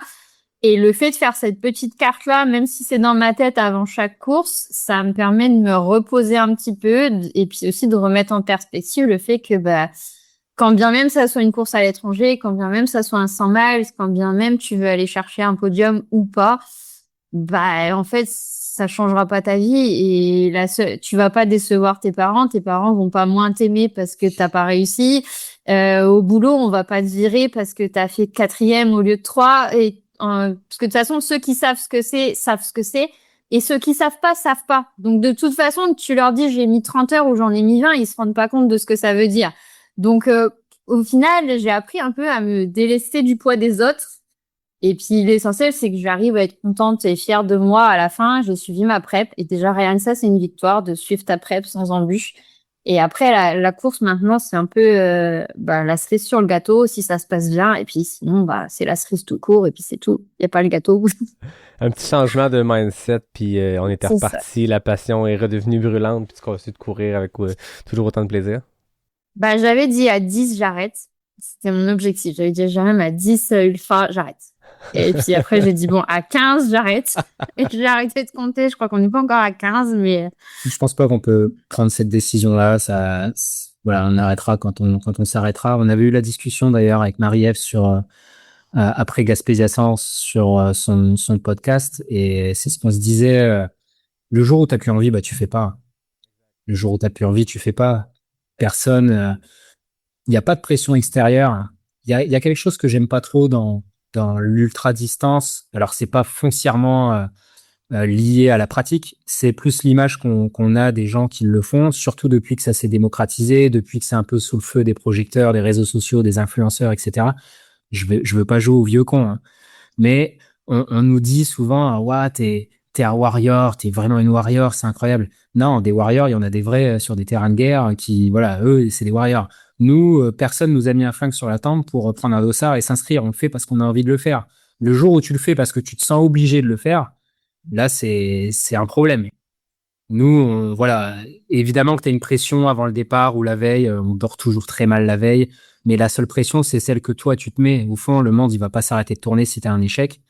Et ça, pour ça, vous avez, vous, au Québec ou en Amérique du Nord en général, une vision vachement positive des choses, une nouvelle fois. Par rapport à nous, Européens, je dirais que ce soit dans le monde de l'entreprise, du sport ou autre, on a tendance à fustiger un peu les échecs des gens, à se montrer du doigt ou ce genre de choses. Alors pour ce qui est de l'ultra, comme Solène disait, ou comme tu disais d'ailleurs dans ton épisode précédent, les gens n'ont pas forcément de référence temps ou valeur sur l'ultra. Tu peux leur dire que tu as fait 20 ou 30 heures, ils savent pas si c'est bien ou si c'est vrai. Comparé à la route, où tu sais que voilà, tu fais 40 au 10, tu fais 3 heures au marathon, il y a des standards temps qui parlent un peu à tout le monde ou à celui ou celle qui court au moins un petit peu. En ultra, c'est différent. Mais vous, au Québec, vous avez une facilité à accepter d'avoir essayé et d'avoir échoué et de le prendre avec cette philosophie-là, de dire j'ai pris l'expérience, je me suis levé de mon canapé, j'ai tenté le coup, j'ai fait ma prépa, il y a que du positif, j'ai progressé, machin. Alors que nous, On est dans l'échec. on a vraiment du mal avec l'échec. Et ça change, et ça change grâce à l'approche que vous avez et l'expérience maintenant qu'on a avec le Québec. C'est qu'aujourd'hui, j'ai moins de mal à rendre mon dossard si mon corps me la pose. J'ai moins de mal à accepter les jours suivants. En plus, c'est les vacances, donc on va quand même pas tirer la tronche pendant des heures à accepter l'échec. Mais par contre, il y a une partie de moi tout de suite qui va dire tu y retournes. Tu peux pas laisser passer ce dossier-là en suspens.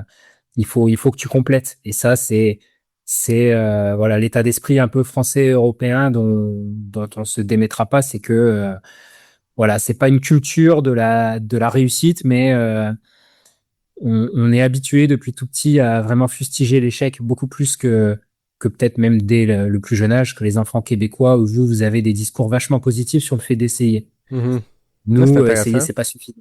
Ouais. Nous, essayer, c'est pas suffisant. On l'a vu l'année dernière quand on a abandonné au Gaspésia et que le lendemain on est allé dire bonjour, au revoir aux copains. Et donc on a demandé à chacun, bah t'as terminé. Et en fait les gens quand ils nous disent non, nous on fait ah merde. Et en fait les gens nous regardent, nous disent ah non mais c'est ok, hein, moi je suis super content, j'ai fait ça et tout.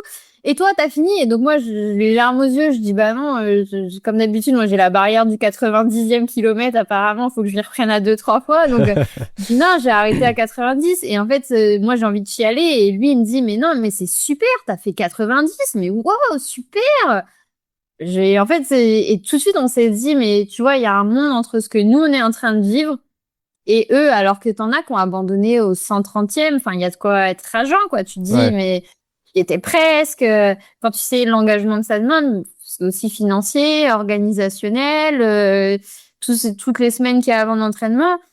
Et en fait, non, que ça soit Kevin ou même les autres qu'on a croisés, ils étaient tous OK avec le fait. J'ai donné le meilleur que je pouvais. Je pouvais pas faire plus ce jour-là. C'est pas grave, je reviendrai l'année prochaine. Ouais.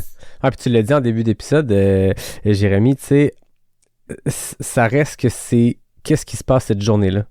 C'est beaucoup d'œufs dans un même panier, dans le sens où l'entraînement se fait sur plusieurs mois, sur plusieurs semaines, mais le jour J, c'est un seul matin, un seul repas qui peut passer un peu plus croche, puis finalement, t'as des gros maux de ventre dès le début de la course, puis ça tombe dans les jambes après, puis tu sais, il y a tellement de choses qui peuvent se passer. Il y a des journées où on part courir notre 60 minutes habituelles, puis on sent qu'il faut mettre 2 fois plus d'efforts pour le même pace qu'habituellement, puis tu te dis, voyons, qu'est-ce que j'ai aujourd'hui, mais il n'y a pas d'explication. C'est une journée comme ça. Il y a plus de fatigue, plus de stress. Il y a tellement d'éléments extérieurs qui peuvent impacter, puis il y a tellement d'éléments qu'on connaît pas qui finissent par impacter que c'est de se mettre énormément de pression, de se dire que tout doit aller parfaitement le jour J parce qu'on contrôle. Ça n'arrive bien. jamais. Mais non, jamais. il n'y a pas grand-chose qu'on contrôle quand on regarde pour vrai. Puis à la durée de ces efforts-là, ça décuple le nombre de moments où il peut se passer des choses. Tu sais, sur un 100 mètres olympique, je connais rien de la discipline, mais je veux dire, sur un 100 mètres, ça dure quelques secondes. Les chances qu'un mot de vente arrive en plein milieu de la course, bon, t'es déjà rendu au bout. Sur un effort de 20, 30, 40 heures, peu importe, il peut se passer 1 million de choses qui viennent impacter, qui ont aucun lien avec la préparation, avec la discipline qu'on a pu avoir à se préparer. Fait que c'est peut-être de se mettre une trop grande pression, de se dire tout doit aller parfaitement aujourd'hui. Hein. Et c'est tout le charme de l'ultra finalement, parce que sans ça, c'est ça qui fait le sel de l'ultra, et que quand tu décides de faire la longue distance, c'est pas uniquement d'accomplir la longue distance, c'est aussi de parer à des éventualités que tu n'imagines même pas. Quand tu te prépares, tu es toujours dans le cadre de ton entraînement, qui est souvent plus ou moins long, plus ou moins court, mais tu es structuré dans ta séance, dans ton planning, tout est calé, il y a pas d'imprévu. Le jour de la course, c'est principalement la différence entre un trail petite ou moyenne distance, avec tout le respect du monde que j'ai pour ceux qui se contentent et qui sont heureux de faire 20 km. Hein. Moi-même, ce dimanche, j'ai fait une course de 20 km, je suis très satisfait de ce que j'ai ressenti, mais c'est très rare d'avoir un imprévu majeur sur 20 km ou quelque chose comme ça. Le fait que on soit attiré par l'ultra, c'est aussi le fait d'être attiré par l'imprévu. Et tant qu'on est encore attiré par ça, on est des coureurs d'ultra. Le jour où on l'accepte plus, c'est là où je m'arrêterai. C'est exactement ça. Là, on a parlé de Percé, du résultat de cette course-là, mais Percé lui-même, c'est la première fois que vous participiez au Gaspésia. Comment ça a été cette course-là? Comment vous la comparez avec Forion que vous avez fait 2 fois? Là, on parle d'un aller-retour aller, là, c'est quand même 3 boucles. Ça, pour le Gaspésia, déjà, ça naît en attendant ce qu'on pensait être la navette à Forillon la deuxième année, puisque nous, on se gare au parc Forillon pour la deuxième année. Et avant même qu'on ait couru le deuxième Forillon, on s'aperçoit que la navette en question qui vient nous chercher, c'est Jean-François et son Tacoma, puisqu'on était deux à avoir besoin de la navette, c'était nous. Donc, il est venu nous chercher lui-même. Et en attendant de partir, on discutait. Et c'est lui, entre guillemets, qui nous parle de son autre événement, donc le Gaspésia 100 dans l'année. Et pas qu'il nous le vend, mais bon, tu connais Jean-François. Il nous le vend. Voilà, il nous le vend parce que voilà, Percé, le Gaspésia, c'est son événement phare depuis tant d'années. Et en fait, il nous explique que il propose au final 2 expériences complètement différentes l'une de l'autre. Parce que c'est vrai que c'est très différent de Forillon. Pour les gens qui sont habitués du Gaspésia 100 et qui n'ont pas fait Forillon, il faut surtout pas se dire que c'est une course à Jean-François, donc c'est, voilà, je connais. Non, c'est complètement différent. Dans la mesure où il va faire de Percé, qui est quand même ce que Jean-François appelle un micro-village, il y a quand même pas grand monde dans l'année, de Percé vraiment la capitale du trail québécois pendant un week-end. Il va y avoir plus de monde qu'à Gaspé à Percé pendant un week-end grâce à lui, où c'est une fête un peu permanente. Et le fait d'avoir tous les parcours à peu près ensemble, et même l'ultra avec ce fameux aller-retour aller, ça fait que tu vois, au contraire de Forillon, toujours beaucoup de monde sur les sentiers, beaucoup de monde à côté, beaucoup de monde qui t'encourage. Tu croises beaucoup d'autres coureurs aussi, y compris pendant ton ultra. Et donc là, c'est plus un grand meeting de la communauté, un week-end de sourires et de rencontres, plus que Forillon où là il faut plutôt t'attendre à de la solitude et de l'introspection. Et au final, ils nous le vendent de cette façon-là en disant je propose une expérience différente, il faudra que vous veniez un jour. Et le jour, ça a été l'année d'après. Oui, ben c'est bon que tu en parles parce que je sais pas si vous aviez vu, mais on avait fait un épisode, un panel pour essayer de démystifier ce 100 000-là qui est si difficile à terminer à percer. Puis on parlait des éléments de difficulté, mais on parlait des éléments positifs aussi, c'est toujours voir des gens Forillon et linéaire. Donc quelqu'un qui est plus rebuté par l'aller-retour-aller va prendre plus de plaisir à partir d'un point A puis de faire 160 km puis d'arriver à un point B plus tard. Mais l'aller-retour-aller a son avantage de, oui, tu finis par reconnaître un peu les passages, mais de croiser continuellement des gens. Ou en tout cas, pour le sud du 100 000, peut-être la deuxième nuit, la première nuit après 20 heures de course, c'est plus difficile de croiser des humains, mais toute la journée, tu croises des gens dans les deux directions, fait que ça fait un 100 000, ça fait une épreuve qui est sociable. Tu sais, tu croises tout le temps des gens, ça, des fois, juste d'encourager celui qui passe dans le sens opposé, ça fait oublier que t'es pas, que t'as mal ou peu importe. Puis au lieu de juste être tout seul à te creuser ton trou puis te dire, ah, j'ai tellement mal, j'haïs ça, qu'est-ce que je fais ici? Ben là, hey, salut, good job, bonne course, on s'en va tantôt. Puis le monde, ça se jase, ça prend des nouvelles, fait que ça détourne un peu peut-être l'attention de nos petits bobos. Ouais, et pour nous, c'est une difficulté, hein, l'aller-retour aller. Bon, c'est une difficulté pour tout le monde. Mais encore une fois, on va parler d'un point de vue européen des choses. Nous, les courses linéaires, c'est ce qu'on connaît. C'est quasiment, alors, ou les boucles, mais en tout cas, les courses linéaires, c'est ce qu'on fait en Europe. Quasiment, je sais pas, 90 ou 95% des courses sont des courses linéaires. Le fait d'avoir un aller-retour aller ou comme tu parlais de Bromont tout à l'heure, 2 boucles identiques, pour nous, c'est une dinguerie de faire ça. Hein. C'est une vraie difficulté supplémentaire, mentale. Et d'ailleurs, j'avais un peu sous-évalué la difficulté que ça représentait. Mais d'arriver puis de repartir de l'autre sens. D'arriver au rocher et de repartir à coin du banc. Ouais, c'est... En fait, je pense que j'ai fait le 100 kg, j'ai fait le transpercé, mais j'ai jamais fait l'aller-retour aller du 100 000, mais j'imagine quand tu arrives à la ligne d'arrivée, après 55, soit 58 km, puis là, tu repars. Tu sais, il y a de quoi, même dans un aller-retour, que... Tu sais, en fait, semaine, j'étais allé faire un 30 kg, là. J'ai fait 15 d'un sens, 15 de l'autre. Et quand t'es rendu au bout, puis tu reviens sur tes pas, il te reste encore 14 km, mais t'es déjà plus près de ta maison. Tu te rapproches de ton point final. Là, l'aller-retour aller, c'est un peu fou parce que t'arrives au point d'arrivée et là, tu le quittes puis tu t'en vas faire 55 km dans le sens opposé pour ensuite y revenir. Mentalement, ça doit être assez... En fait, probablement qu'il faut pas y penser. Faut juste repartir. Tu connais le créateur de la course. Hein? Ben, c'est ça. Fait que là, vous avez rendez-vous avec ce 100 000-là en juin prochain. Vous revenez. C'est quoi les plans voyage? Vous venez que pour la course? Est-ce que vous en profitez pour étirer un peu autour du Québec? En fait, comme à chaque fois, on a fait donc Charlevoix, après on a fait la Gaspésie, après on a couplé à chaque fois avec une course. On a fait New Brunswick, l'année dernière on a fait Nouvelle-Écosse Et île du Prince-Édouard. et île du Prince-Édouard. Et là cette année, on a envie d'être un peu fou et de réaliser nos rêves et donc on va à Terre-Neuve. Wow! Fait que là, vous allez faire la course puis ensuite vous partez à Terre-Neuve? Mais lundi matin, on prend la route jusqu'à North Sydney pour le ferry le soir. Voilà. Wow! Ouais. C'est malade ça. Vous allez avoir découvert les maritimes canadiennes Ouais. beaucoup plus que bien des Canadiens, bien des Québécois. Il paraît ça, ouais. Il paraît ça. Mais C'est ouais, quoi votre coup de même cœur à les- date dans ces régions-là, dans les provinces Ouais, la atlantiques? Nouvelle-Écosse, Ouais. Cabot Trail, c'est Ouais, merveilleux. Nouvelle-Écosse, c'est ça. Ouais, merveilleux. Après la Gaspésie quand même, c'est vraiment. Ouais. Ben, je posais la question dans La les route provinces 132, maritimes parce c'est- que je savais que si je vous mettais la Gaspésie Oui, dans voilà, les options, si on ça avance. aurait été un no-brainer de choisir la Gaspésie. Là. Mais je comprends, oui, genre, la Nouvelle-Écosse, ben, moi-même, j'ai jamais mis les pieds là, puis il y a l'air d'avoir des magnifiques sentiers, puis il y a des événements là aussi, le Cape 100 notamment, mais il y a des événements trail, puis Jeff, avec ses courses en Gaspésie, attire cette communauté trail-là des maritimes qu'on n'a pas ailleurs dans d'autres événements. Là. Rares sont les coureurs néo-brunswickois qui viennent faire Bromont. Tu sais. Il y en a peut-être, mais je veux dire, on en croise beaucoup plus à Percé vu la proximité. Puis c'est le fun, ce mélange-là des communautés trail. Là. Grâce aux courses, on connaît aussi quelques Acadiens qui sont du côté de New Brunswick, dont Éric Girard qui a gagné la deuxième année à Forillon. Ben oui. Il y a Bruce Guittard aussi, je crois, Ouais. qui est de là-bas. Voilà, donc tu vois, on se connaît un petit peu. Jean-François, je crois même qu'il a collaboré avec un événement du côté des îles de la Madeleine. Ah ouais? Ouais, il avait aidé. Non, je crois qu'il avait aidé. Il avait fait un coup de main au chronométrage ou je sais plus, il nous l'avait dit sur les îles de la Madeleine. Donc ouais, il influence le monde. Oui, mais clairement. Puis je suppose que vous... Jusqu'en Martinique. Ben oui, c'est ça, vous devez inciter vos amis coureurs. Est-ce que vous avez fait le voyage là, à 4... Là, ça va être votre 5e fois au Québec l'été prochain.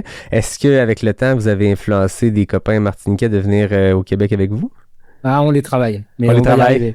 En fait, il faut juste qu'ils acceptent ce que nous, on a accepté, c'est de ne pas faire les ultras de Martinique. Ouais, Parce que niveau planning, c'est un peu compliqué. Et en Martinique, c'est quand même... Enfin, on est quand même les deux, pas les deux seuls, mais à contre-courant, on va dire. Parce que c'est très dur quand t'es en Martinique de pas faire les ultras de Martinique. À chaque fois, on se prend la réflexion de « Ah, mais vous la faites pas ?» Non, on a fait en décembre, on a dit non, on a fait il y a un mois et demi un 180. Merci, j'ai mal aux jambes quoi. C'est ça. Mais l'inverse, par contre, est vrai aussi. On essaie nos contacts québécois de les faire venir chez nous. Je sais que ça travaille l'esprit de Jean-François. Il m'a déjà dit que normalement 2026, cette année, sur la trans, il va essayer de ramener une meute de Gaspésiens. Normalement, il y travaille. Quant à Marie-Ève, je refuse de mourir et d'être enterré avant qu'elle soit venue en Martinique. éprouver nos sentiers. Ben, les invitations sont lancées. Marie-Ève, Jeff, je pense que Jérémy Selland était très clair avec vous. C'est même maintenant enregistré dans les bandes audio des interwebs. Donc, c'est officiel pour vrai. L'invitation est lancée. Avant qu'on passe au dernier petit segment, parce qu'on va s'amuser un peu avec les questions avec l'arnaque qui font toujours la fin de mes épisodes, j'ai une dernière question un peu ouverte, un peu, j'allais dire philosophique. C'est pas philosophique du tout, mais ça fait toujours rêver cette question-là. Est-ce que vous avez chacun une course bucket list, qu'elle soit dans les Antilles, au Québec, au Canada, sur le continent européen? Y a-t-il une course qui se démarque de se dire il m'en resterait une à faire, puis celle-là, ça va être un grand accomplissement de vie de la faire? Je pense que beaucoup de monde te répond la Western State pour ce qu'elle représente et pour la difficulté aussi d'être sur la ligne de départ. Il y a une course aussi qui traverse l'Arizona qui s'appelle le Cocodona 250. Je sais pas si tu connais. Ouais. L'un des finissants de Forillon la deuxième année, l'Américain Jake Jackson qui était venu courir et un habitué. Et je le suis sur les réseaux et j'avoue que ça me fait assez rêver, mais 400 km, c'est un peu en dehors des standards. Puis là, c'est très roulant. Quand on comparait tantôt, est-ce que c'est roulant il paraît ça, là, c'est courable. Courable. Il y a même des routes, ouais. Quand c'est 400 km, je sais pas à quel point le terme courable est le bon, rendu au 300e, mais c'est plus roulant, ça a l'air magnifique. Là. C'est une région que j'ai eu la chance de visiter à quelques reprises, mais jamais en participant au Cocodona, mais l'Arizona, tu sais, on peut mettre les critiques qu'on veut sur nos voisins du Sud ces temps-ci, on les aime pas beaucoup, mais ils ont un territoire exceptionnel. Les gens dans ces endroits-là sont exceptionnels. L'Arizona, c'est une terre de trail. C'est une terre de road trip. Tu sais, l'image de l'Americana, là, tu sais, du road trip américain dans le désert avec le tumble. C'est la même chose. Je veux dire, c'est super typique. C'est l'image qu'on s'en fait. Les routes, les paysages sont faits pour prendre la route. Chaque détour où il y a un point de vue, il y a un accotement pour pouvoir se stationner, regarder le point. Les sentiers sont facilement accessibles partout. On se stationne partout, on débarque, on va courir 5 km, on reprend la voiture. Bref, c'est magnifique aussi. Donc ça fait assez rêver. Ouais. Et je vais insister, mais l'une des courses de rêve vraiment, on a la chance de l'avoir vécu, c'est l'Ultra Forillon. J'adore. Ouais, je te le dis, l'Ultra Forillon, c'est une course de rêve. Solène, t'es d'accord avec ses choix? Ouais, moi, de toute façon, là, aujourd'hui, la plus belle qu'on ait faite, c'est Forillon. Y a pas, pour moi, c'est la plus belle, c'est la mieux organisée, c'est à la bonne franquette, mais comme vous disiez, moi, les ravitaillements au cul d'un pick-up, où il y a assez de verres parce qu'on est 30, il y avait 30 verres et que moi, j'avais pas à manger et on me dit, attends, au prochain ravitaillement, je te ramène la tarte aux pommes de ma mère. Et j'avais déliré avec ça. Mais c'était super. Après, mais les mecs qui te ravitaillent dans le pick-up sont tous les deux finishers du TMB quand même. Oui, voilà. Oui, à ceci près. On parle d'ailleurs de terminer, c'était Charles Saint-Louis et Sébastien Dion. C'est ça, d'ailleurs, Sébastien. S'ils passent par là, on les salue aussi. J'adore. Et après, moi, j'aimerais beaucoup aller courir à Madère. Ouais, on en parlait tantôt de ces courses insulaires-là qui traversent des îles. Ça a l'air magnifique. Fait que là, êtes-vous prêts pour notre segment final? On va tester. On va être rapide. Non, mais en fait, c'est différent parce que quand je reçois un couple, on teste la complicité. Donc là, Jérémy, je vais te demander de quitter la pièce où Solène se trouve. Tu ne pourras pas entendre ce qui va se dire. Ok, ça marche. Je vais poser, je te laisse quitter. Pendant ce temps-là, je vais expliquer à Solène. Je vais te poser 10 questions, puis la réponse, c'est toi ou Jérémy. Puis l'objectif, c'est d'aller après ça aller tester les mêmes questions auprès de Jérémy, puis de voir si vous avez les bonnes réponses. Donc, est-ce que tu es prête? Ouais, allez-y. Donc, qui court le plus dans une semaine? Moi. Qui grimpe le mieux? Qui fait du meilleur des plus? Jérémy. Qui descend le mieux? Jérémy aussi. Qui mange le plus sucré? Moi. Qui mange le plus salé? Jérémy. Qui a l'idée des destinations voyage? C'est compliqué ça, nous deux, mais peut-être plus moi. OK. Qui a l'idée des courses à s'inscrire, à faire? Jérémy. Qui choisit ses espadrilles en fonction de la couleur? Jérémy. J'adore. Qui chante le plus mal? Moi. Et qui se plaint le plus dans le sentier? Moi. Tu peux rappeler Jérémy, toi tu peux rester parce que t'as pas le droit de se donner d'indices par contre. Ah, je donne pas l'indice. Parfait. Re-bienvenue Jérémy. Allô? Donc c'est très simple. J'ai 10 questions puis la réponse c'est soit Jérémy, soit Solène. Donc elle ne peut pas te donner de signe parce qu'on va tester combien de réponses vous avez en commun. Donc, d'accord. Première question. Qui court le plus? Dans une semaine. Dans une semaine. C'est elle. Qui grimpe le mieux en D+? Ah, c'est moi. Qui descend le mieux? À l'usure, c'est elle. OK. Qui mange le plus sucré? C'est elle. Qui mange le plus salé? C'est moi.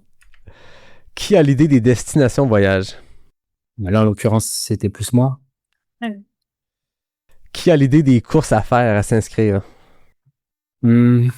C'est toi. Solène. Qui choisit ses espadrilles en fonction de la couleur? Moi, il faut qu'elle soit rose. La plupart du temps, je prends une rose. Je sais pas. Sinon, c'est elle. Elle a beaucoup de soin. Elle a beaucoup de soin à ça, mais moi, j'aime bien les couleurs. J'adore. Qui chante le plus mal? Ah, c'est elle. Et qui se plaint le plus dans le sentier? C'est moi. Oh, ben non. 6 bonnes réponses sur 10. C'est bon, c'est la note de passage. C'est côté destination voyage et courses à faire que vous aviez des réponses inversées. Ouais. Mais c'est toi qui arbitre. Enfin, souvent c'est toi. Ah, t'as raison pour les idées à la base, oui, t'as raison. Ouais. C'était pour s'amuser, 6 sur 10. Ben, je vous félicite. Puis, merci beaucoup d'être venu à Pas sorti du bois. Vous étiez les premiers en provenance de la Martinique. Ben non, mais l'honneur est tout pour moi. Ça a été vraiment, vraiment le fun. J'adore ce sport-là, justement pour ces rencontres-là, parce que on se rend compte que sur des continents différents, ou en tout cas du moins sur des endroits différents dans le monde, on a toute une passion qui est assez commune, puis une expérience qui se vit à peu près de la même façon un peu partout. On voit que les motivations sont les mêmes pour tout le monde, passer du bon temps dans le sentier, s'amuser, pas trop se prendre au sérieux, puis surtout pas, ben il faut pas dans ce sport-là. Puis dans la vie en général, je pense, mais dans ce sport-là, faut vraiment pas. Puis je pense que c'est la beauté du trail et des ultras, c'est quand on essaie de se prendre trop au sérieux ou quand on a un peu trop de confiance, la montagne vient nous frapper, puis on se ramène rapidement. L'humilité revient vite en sentier, parce que je sais pas pour vous, mais les quelques fois où je me suis senti en contrôle, de me dire je pense que je maîtrise bien cette distance-là, je suis en contrôle, c'est la fois de trop où la vie te ramène à la réalité. Fait que c'est la plus belle chose, ce sport-là, ça nous ramène toujours sur le plancher des vaches. Fait que merci beaucoup, Jérémy, Salène, ça a été une discussion magnifique, j'ai adoré chaque minute, merci d'avoir pris le temps.